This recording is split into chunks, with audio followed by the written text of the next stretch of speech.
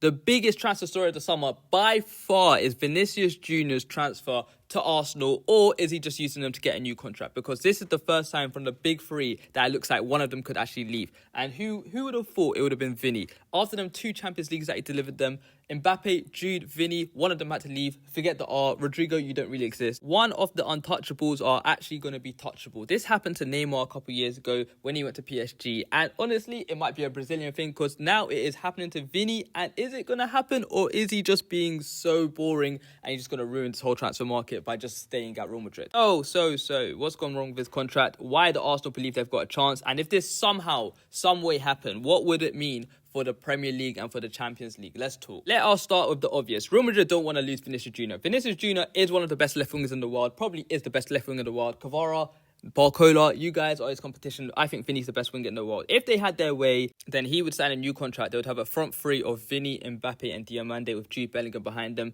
It would look so good on paper. I'll probably be trash in real life, but the problem is, it has not disappeared. The contract talks have been dragging on for well over a year. I remember a year ago, they were talking about Vini contract.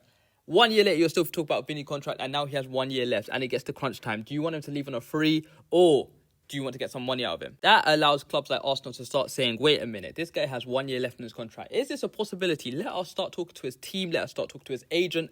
Let's see if this transfer is actually feasible. And from what's being reported, this isn't really whether about Vinicius lost Madrid. This guy's a beg to Real Madrid, let's be honest. He lost Real Madrid. It is about his value. Vinicius believes he's one of the best players in the world.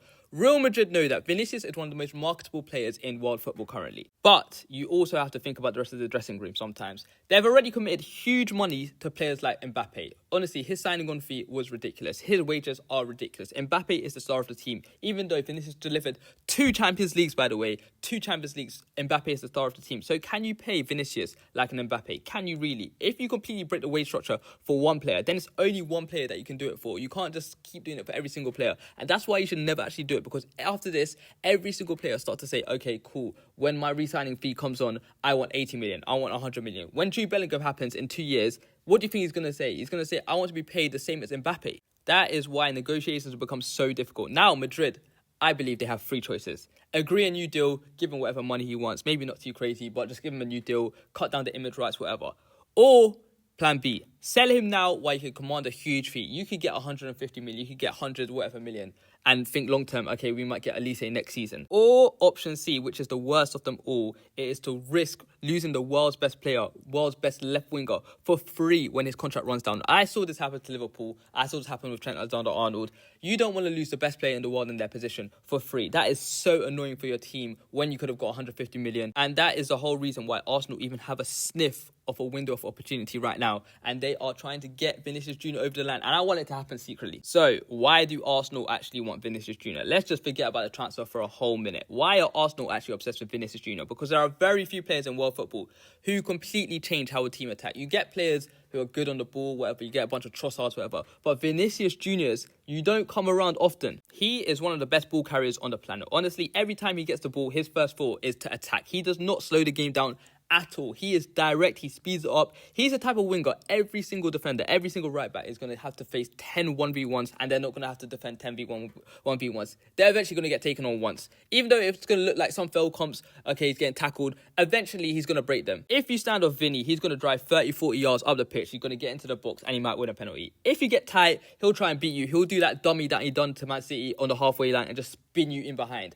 He is an absolutely sensational 1v1 player. But what separates him from all of the tricky wingers is that he carries Madrid into dangerous areas. He gets into the box, he gets shots off, he scores goals, he creates goals. He gets into the box so many times that basically stuff just happened. Even though his GA doesn't look all the time insane, the amount of threat he possesses in his DNA, he just gets so much threat. When he's on the pitch, you know, okay, cool, the ball gets to Vini, everyone stands up, something's going to happen. But the interesting part is, would Arsenal actually have to become a better team with Vinicius, or would they have to completely change the way they play? Because before, it was Trossard out wide, then they signed Solis, the same type of guy, same type of winger, then it was Martinelli. All these guys are a bit more scheduled, bit more calculated. Arteta, does he want a free spirit who's going to not track back sometimes, who's just going to wait on the halfway line and try to spin guys in behind? So the real debate you have to ask, because I saw PSG do this with Mbappe, Messi and Neymar.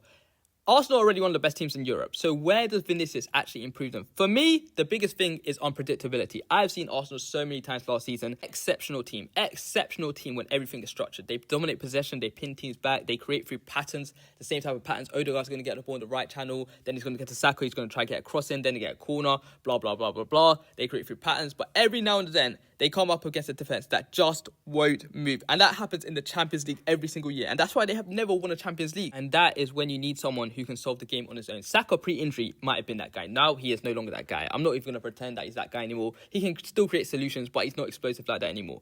Vinicius gives you exactly what you want. You give him the ball 1v1, he's going to destroy two guys. Every single time he gets the ball, you have to put two people on him. He is just gravity, basically. That creates space for everyone else in the team. The striker, Gyökeres, Kai Havertz, I'm going to say, your attacking midfielder, the opposite winger, he's also devastating in transition.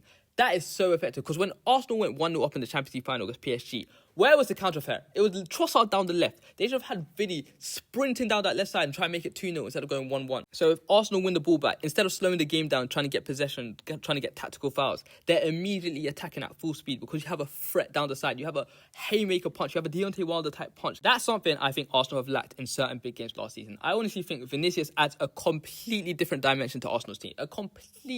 Everyone is to feet, basically. You want a guy sprinting in behind, and Martinelli is not that guy. Honestly, he's not that guy. In football, at the elite level, you realise you need guys who could just make stuff happen out of nowhere. Sometimes there are games where structure doesn't even make sense. Nothing makes sense, and you just need a superstar to do superstar type stuff. And that is Vinícius Jr.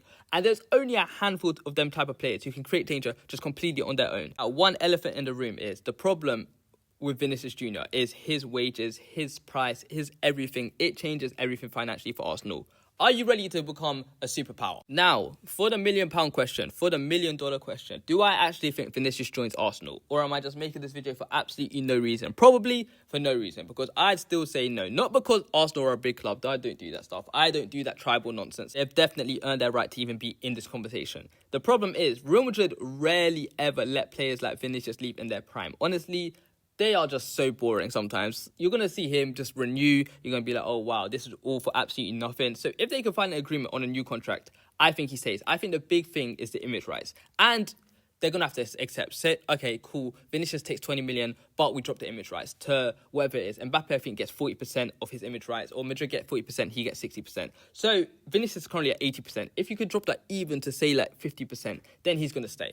But the fact that we're even having this conversation tells you how much Arsenal have changed. 5 years ago, this rumour gets laughed at. Honestly, start looking at Zaha, start looking at Balassi, don't even look at Vinicius. But now Arsenal are genuinely one of Europe's biggest projects in football. They're competing for the Premier League, they're competing for the Champions League. Their finances are through the roof. They can actually afford this type of deal. They can offer huge wages. And Arteta has actually built a team that elite players actually want to join. They're desperate to join. Players like Declan Rice want to join. Players like Saliba want to join. They want to play with these top elite players. Saliba actually renewed his contract when Real Madrid were interested in him. That is how big of football is that Arsenal are actually starting to play.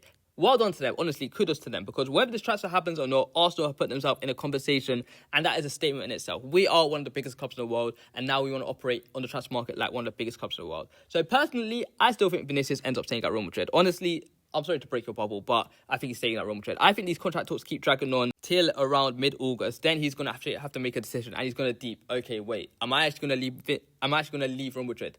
And I don't know if he's that brave. I don't know if he's actually got that type of personality. I think he's a beg. Honestly, I'm sorry for saying it, but I think he's a beg. I think all these Real Madrid guys, I don't think Endrick's going to leave. I think he's going to have to get forced out. He'd rather be third choice striker at Real Madrid. That's a whole nother video in itself. But yeah, this is definitely a story worth watching. Let me know though. If you were Arsenal, would you break your wage structure to sign Vinícius Jr.? And where does he rank amongst the best wingers in world football, man? Like, comment, subscribe. And if this happens, I would be buzzing. I would be so happy. It would mean one of the best players in the world actually is brave enough to say, okay, I'm going to come to the Premier League. I'm going to try and show myself as the number one person, number one target on the team. I don't want to be behind Mbappe anymore. I don't want to be in the shadow. Vinícius Jr., join Arsenal, man. Okay, cool. Like, comment, subscribe. Peace.